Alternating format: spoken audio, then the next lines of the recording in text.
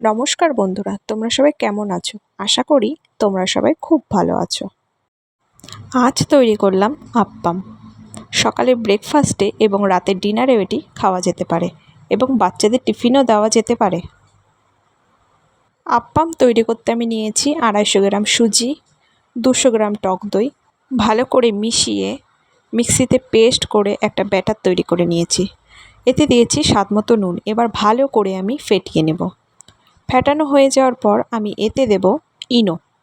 ইনো দেওয়ার পরেও আমি ভালো করে ফেটিয়ে নিচ্ছি। একটু গাঢ় গাঢ় হয়ে গেছে, তার জন্য আমি একটু জল অ্যাড করলাম। এবার আমি একটা চাটনি তৈরি করে নেব। চাটনি তৈরি করার জন্য নিয়েছি ছোলা, ভাজা বাদাম, অল্প টক দই, 2টো কাঁচা লঙ্কা, বিট নুন, আদা, 1 কোয়া রসুন, গোলমরিচ, একটু জল দিয়ে আমি পেস্ট তৈরি করে নেব।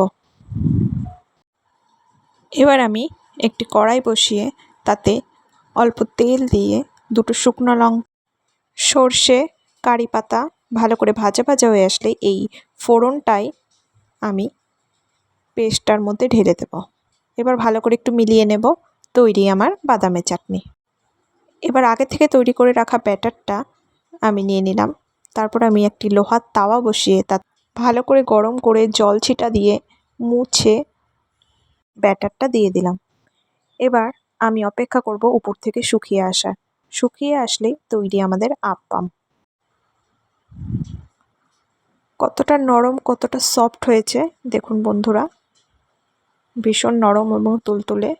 এবার চাটনিতে ডিপ করে খাওয়ার পালা। আপনারাও একদিন বাড়িতে তৈরি করে দেখুন, ভীষণ ভালো লাগবে।